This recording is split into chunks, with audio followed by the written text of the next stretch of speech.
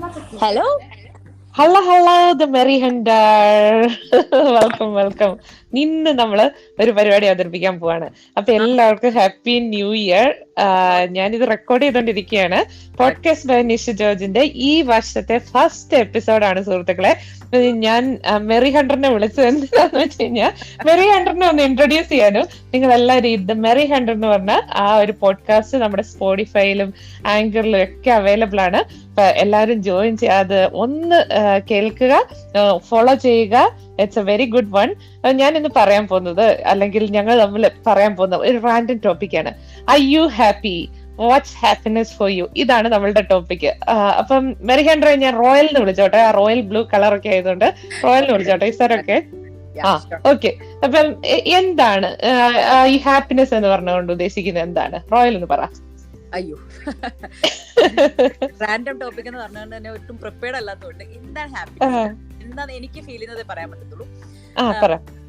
എപ്പോഴും ചിരിച്ചും സന്തോഷിച്ചും എന്റെ ചുറ്റുമുള്ളവരും സന്തോഷമായിട്ടിരിക്കുക എന്നുള്ളതൊക്കെയാണ് ഞാൻ ഹാപ്പി ആയിട്ടുള്ള ഒരു സിറ്റുവേഷൻ ആയിട്ട് കാണുന്നത്. എപ്പോഴും നമുക്കറിയാം, നമ്മളൊക്കെ ലൈഫിൽ പല പല പ്രശ്നങ്ങളും ഡേ ടു ഡേ ലൈഫിൽ ഒത്തിരി ടെൻഷനും തിരക്കും കാര്യങ്ങളൊക്കെ ഉള്ളവരാണ് നമ്മൾ. പക്ഷെ എന്നിരുന്നാലും ഇതിന്റെ ഒക്കെ ഇടയിലും കൊച്ചു കൊച്ചു കാര്യങ്ങളിലെങ്കിലും നമുക്കൊന്ന് ഹാപ്പിനെസ് കണ്ടുപിടിക്കാൻ പറ്റിയാൽ, അല്ലെങ്കിൽ നമ്മൾ ഹാപ്പി ആയിട്ട് ഇരിക്കാൻ പറ്റിയാൽ, ചെയ്യുന്ന ഓരോ കാര്യത്തിലും ചിയർഫുൾ ആയിട്ട് ചെയ്യാൻ പറ്റിയാൽ, എനിക്ക് തോന്നുന്നത് അതാണ് നമ്മുടെ ലൈഫിലെ ഏറ്റവും നല്ല കാര്യം എന്ന് ഞാൻ വിചാരിക്കുന്നു. ഭയങ്കര നമ്മളെപ്പോഴും അത് റോയൽ പറഞ്ഞ കറക്റ്റ് ആണ്. നമ്മൾ പക്ഷെ ചുറ്റിലും നോക്കുമ്പോഴത്തേക്ക് എല്ലാരും ഇങ്ങനെ പറയും, ഓ അവര് നല്ല അടിപൊളിയായിട്ട് പോകുന്നു, ഇവര് നല്ല അടിപൊളിയായിട്ട് പോകുന്നു, ആ ഒരു രീതിയിൽ. അല്ലെങ്കിൽ എന്തുവാ മറ്റുള്ളവരുടെ സന്തോഷം നമ്മളുടെ സന്തോഷത്തെ കൺട്രോൾ ചെയ്യുന്നു എന്നുള്ള രീതിയിൽ ഒരു പ്രവണതയൊക്കെ കണ്ടിട്ടുണ്ട്. അതിൽ എന്തെങ്കിലും ഒരു ഫാക്ട് ഉണ്ടോ? കാരണം എന്താന്ന് വെച്ച് കഴിഞ്ഞ് കഴിഞ്ഞാൽ നമ്മുടെ സന്തോഷം നമ്മുടെ ഉള്ളിൽ നിന്ന് വരേണ്ടതല്ലേ, അല്ലെങ്കിൽ ആ ഒരു അവസ്ഥ നമ്മളുടെ സ്വന്തമായിട്ടുള്ള ഒരു അവസ്ഥയല്ലേ? അതെ തീർച്ചയായിട്ടും. ഇപ്പൊ തന്നെ ഞാൻ വേറൊരു എൻ്റെ ഒരു സുഹൃത്തിനോട്, വളരെ പ്രിയപ്പെട്ട ഒരു സുഹൃത്തിനോട് ചാറ്റ് ചെയ്യായിരുന്നു. അപ്പം അദ്ദേഹം ഇങ്ങനെ പറയായിരുന്നു, പുള്ളിയുടെ ഫാദർ ഇതുപോലെ, പുള്ളിയുടെ ഫാദറിന്റെ ഇഷ്ടമുള്ളൊരു കാര്യം എന്ന് പറയുന്നത് സിഗരറ്റ് വലിക്കുക എന്നുള്ളതായിരുന്നു. അപ്പം അദ്ദേഹത്തിന്റെ ഈ കുട്ടികൾ വളർന്നു വലുതായതിനു ശേഷമാണ് ഇദ്ദേഹം സിഗരറ്റ് വലിച്ചിരുന്നു എന്ന് തന്നെ, തന്റെ പിതാവ് സിഗരറ്റ് വലിച്ചിരുന്നു എന്ന് തന്നെ കണ്ടുപിടിച്ചെന്ന് പറയാം. അപ്പൊ ബാഡ് ഹാബിറ്റ് ആണ് എന്നുള്ള ചിന്ത കുട്ടികൾക്ക് ബാഡ് ഹാബിറ്റ് ആണ് എന്നുള്ള ചിന്ത ഉള്ളത് കൊണ്ട് തന്നെ ഈ കുട്ടികളുടെ മുമ്പിൽ വെച്ച് വലിക്കാതിരിക്കാൻ പുള്ളി ശ്രദ്ധിച്ചിരുന്നു എന്നും കൂടെ അദ്ദേഹം പറഞ്ഞു.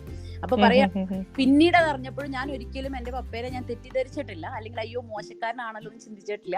പുള്ളി ലൈഫിൽ ഹാപ്പി ആയിട്ടിരിക്കാൻ പുള്ളിയുടേതായിട്ടുള്ള ടൈം പുള്ളി സ്പെൻഡ് ചെയ്തിരുന്നു എന്ന് ഞാൻ വളരെ കാലങ്ങൾക്ക് ശേഷം തിരിച്ചറിഞ്ഞപ്പോ, അയ്യോ ഞാനൊന്നും അത് ചെയ്യണില്ലല്ലോ, നല്ലൊരു കാര്യമായിരുന്നു എന്റെ ഡാഡി പപ്പ ചെയ്തോണ്ടിരുന്നേ. മനസ്സിലായോ? ആ ഒരു ഫീല് ആ മനുഷ്യൻ പങ്കുവെക്കായിരുന്നു. അപ്പൊ നമ്മൾക്ക് വേണ്ടി സമയം കണ്ടെത്തതിന്റെ ആവശ്യകതയെ പറ്റിയും, അതിലൊരു തെറ്റും ഇല്ല. എനിക്ക് എന്റേതായ ഇഷ്ടങ്ങളുണ്ട്, അല്ലെങ്കിൽ എനിക്ക് എന്റേതായ ഒരു സ്പേസ് ഞാൻ കണ്ടുപിടിക്കണം, എത്ര ടെൻഷൻ ഉണ്ടെങ്കിലും എത്ര സ്ട്രെസ് ആണെങ്കിലും എന്നുള്ളൊരു കാര്യം അദ്ദേഹം പങ്കുവെക്കുമായിരുന്നു ഈ സമയത്ത്. അതെ, അതിന്റെ അകത്ത് ഒരു ഡിസ്ക്ലൈമർ ഇടുവാണ്, smoking is injurious to health. അത് മറക്കരുത് കേട്ടോ എല്ലാവരും. അതെ നമ്മള് ഡിസ്ക്ലൈമർ ഇടുവാണ്. അതെ തെറ്റായ ഹാബിറ്റ് ആയതുകൊണ്ട് ആ കുഞ്ഞുങ്ങളിൽ നിന്ന് അദ്ദേഹം മറച്ചു വെച്ചു അത്. പക്ഷെ അത് പുള്ളിക്ക് സന്തോഷം നൽകുന്ന ഒരു കാര്യമായിരുന്നു, അത് പപ്പ ചെയ്തിരുന്നു എന്ന് പുള്ളി മെൻഷൻ ചെയ്തു എന്ന് പറയാം. അതൊരു ഇതിന്റെ അകത്തൊരു കണ്ടുവരുന്ന ഒരു പ്രവണതയാണ്. ഇപ്പൊ പണ്ടത്തെ കാലത്ത്, ഇപ്പോഴത്തെ ആ ഒരു സിസ്റ്റം ഒന്നും എനിക്കറിയത്തില്ല. പണ്ടത്തെ കാലത്ത് നമ്മളൊക്കെ ചെറുപ്പത്തിലായിരുന്ന ഒരു സമയത്ത് ദ വേൾഡ് ആക്ച്വലി നമ്മളെ പഠിപ്പിച്ചുകൊണ്ടിരുന്നത്, അല്ലെങ്കിൽ വേൾഡ് എന്ന് പറയുമ്പോൾ നമ്മളുടെ ചുറ്റിലുള്ള ആ ഒരു ലോകം, അതിന്റെ അകത്ത് പല വ്യക്തികളുണ്ടായിരുന്നു, പല വ്യക്തിത്വങ്ങളുണ്ടായിരുന്നു. അവർ നമ്മളെ പഠിപ്പിച്ചുകൊണ്ടിരുന്നെന്ന് പറഞ്ഞു കഴിഞ്ഞാൽ നമ്മള് ഈ ലോകത്തോട് കമ്പയർ ചെയ്യുക, അല്ലെങ്കിൽ അങ്ങനെ ആ ഒരു കമ്പാരിസൺ വെച്ചിട്ടാണ് നമ്മൾ വളർന്നു വന്നത്. അതായത് ആ ഒരു റെസ്പോൺസസ്, അതിപ്പോ നമ്മളുടെ കമ്മ്യൂണിറ്റിയിലുള്ളവരാകാം, നമ്മളുടെ സ്കൂളിലുള്ളവരാകാം, നമ്മുടെ ഫ്രണ്ട്സാണ്, നമ്മുടെ ഓൺ ഫാമിലിയിലുള്ളവരാകാം. അപ്പൊ അവരെല്ലാവരും നമ്മളെ ഒരു കമ്പാരിസൺ റേഞ്ചിൽ കൊണ്ടുപോയിട്ടുള്ളതായിട്ട് എനിക്ക് പലപ്പോഴും തോന്നിയിട്ടുണ്ട്. ഈ എന്തിന് കമ്പയർ ചെയ്യണം, അതിന്റെ ഒരു ആവശ്യമുണ്ടോ? കാരണം at the end of the day we should we should find our happiness within ourselves എന്നുള്ള ആ ഒരു പോയിന്റ് ആണല്ലോ ശരിക്കും.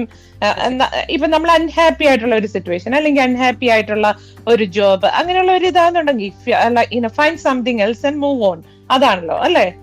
തീർച്ചയായിട്ടും. ഇപ്പം നമ്മള് കമ്പയർ ചെയ്യാന്ന് പറയുമ്പോൾ തന്നെ അവിടെ വലിയൊരു ഒരു പ്രോബ്ലം എന്താന്ന് വെച്ചാല് എല്ലാ മനുഷ്യരും വ്യത്യസ്തരാണ്. പല സാഹചര്യം, ഇപ്പൊ ഞാനും താനും ഒക്കെ പല സ്ഥലത്ത് പലതരം സംസ്കാരങ്ങളിൽ വളർത്തപ്പെട്ടവരാണ്, പലതരം കുടുംബ സാഹചര്യങ്ങളിൽ വളർത്തപ്പെട്ടവരാണ്. അപ്പൊ നമ്മുടെ ഒക്കെ സ്വഭാവവും നമ്മുടെ ഇഷ്ടങ്ങളും ഇഷ്ടാനിഷ്ടങ്ങളും എല്ലാം വ്യത്യസ്തമാണ്.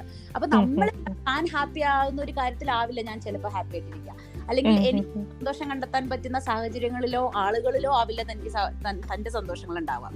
അപ്പം കമ്പയർ ചെയ്യാന്നുള്ള കാര്യം നമ്മൾ കമ്പയർ ചെയ്യേണ്ട കാര്യമേ ഇല്ല എന്നാ പറയാം ഈ ഹാപ്പിനെസ്. അതായത് അതിന്റെ അകത്ത് ഇമ്പോർട്ടന്റ് ആയിട്ടുള്ള പോയിന്റ് അത് എല്ലാവരും നോട്ട് ചെയ്യാം. അതായത് people are unique, we are all unique എന്നുള്ളത്. അതായത് there is no need for anyone else to be like me, or I don't have to be like someone else. അല്ലേ, I should be like me. അങ്ങനെയുള്ള ആ ഒരു സ്റ്റേറ്റ്മെന്റിൽ നമ്മൾ നിൽക്കണം, അല്ലെങ്കിൽ ആ ഒരു ഒരു റിയലൈസേഷൻ നമുക്ക് ഉണ്ടാവണം എന്നുള്ളതാണ്. അത് പലപ്പോഴും ആൾക്കാർ ഫെയിലിയർ ആവുന്ന അവിടെയാണ്. കാരണം ഞാൻ എപ്പോഴും എന്റെ മുമ്പിലുള്ളവനെ സാറ്റിസ്ഫൈ ചെയ്യിച്ച്, അല്ലെങ്കിൽ എന്റെ കുടുംബത്തിലോ എന്റെ അച്ഛനെയും അമ്മേനെയും, അല്ലെങ്കിൽ എന്റെ സഹോദരങ്ങളെ, അല്ലെങ്കിൽ എന്റെ ഭർത്താവിനെ, അല്ലെങ്കിൽ എന്റെ മക്കളെ, എന്റെ കൂട്ടുകാരെ, എന്റെ കോവർക്കേഴ്സിനെ, എന്റെ സുപ്പീരിയറിനെ, എല്ലാവരെയും നമ്മൾ സാറ്റിസ്ഫൈ ചെയ്യിച്ചുകൊണ്ട് ജീവിക്കണം എന്ന് നമ്മൾ വിചാരിക്കുകയാണ് അങ്ങോട്ട്. മനസ്സിലായോ? ഞാൻ ശ്രമിക്കുമ്പോഴാണ് ഏറ്റവും കൂടുതൽ നമ്മൾ യാന്ത്രികമായിട്ട് ഇങ്ങനെ ജീവിച്ചു പോവാം. നമ്മൾ ജീവിക്കണേ എന്ന് ചിന്തിച്ചു പോണത് അപ്പോഴാണ്.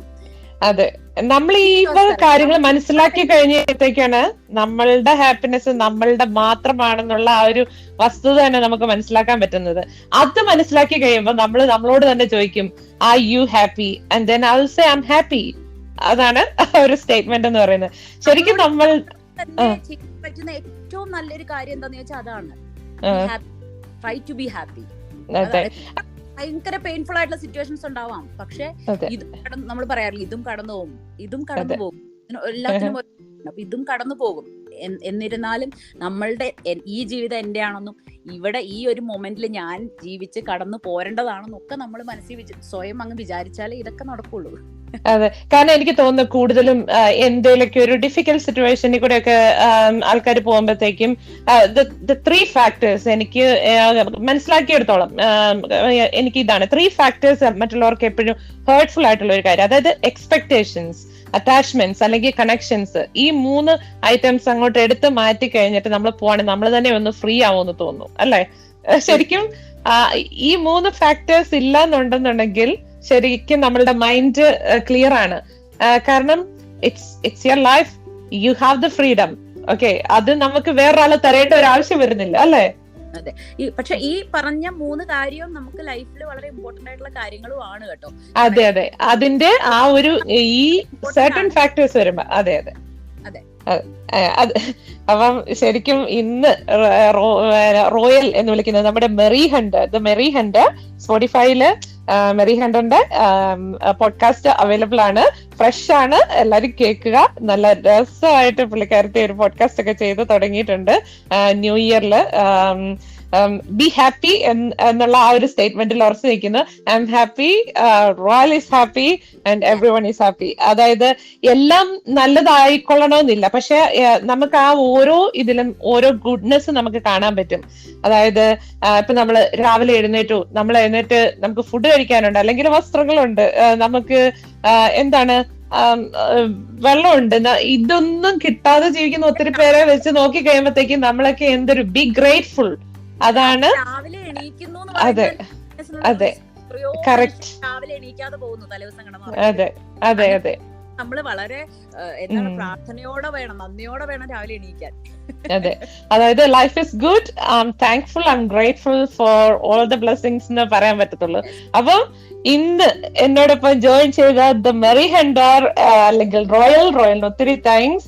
അപ്പൊ പോഡ്കാസ്റ്റ് ബൈ നിഷ ജോർജിന്റെ 2023 ഫസ്റ്റ് എപ്പിസോഡാണ്. ഒന്ന് വ്യത്യസ്തമായിട്ട് ചെയ്യാൻ വേണ്ടിട്ട് ഞാൻ റോയലിനെ സർപ്രൈസ് ആയിട്ട് ഇതിന്റെ അകത്തോട്ട് ജോയിൻ ചെയ്ത. പുള്ളിക്കാരത്തേക്ക് ഒരു ഐഡിയ ഉണ്ടായിരുന്നില്ല, ഒരു ക്ലൂ ഉണ്ടായിരുന്നില്ല ഇതെങ്ങനെ ചെയ്യണമെന്ന്. ഞാനും ഇത് ആദ്യമായിട്ടാണ് ചെയ്യുന്നത്. ഇനി നിങ്ങൾക്ക് ഇഷ്ടപ്പെട്ടെന്നുണ്ടെങ്കിൽ ഞാൻ കമന്റ്സ് ഇടാനുള്ള ഒരു സെക്ഷനൂടെ ആഡ് ചെയ്യാം. എന്തെങ്കിലും നിങ്ങൾക്ക് റിവ്യൂസ് വേണമെന്നുണ്ടെങ്കിൽ ആഡ് ഓൺ ചെയ്യാവുന്നതാണ്. So be happy everyone. This is podcast by Nisha George signing off from Melbourne. Bye bye. Have a good day. Thank you Royal. Bye bye. Bye Nisha, by.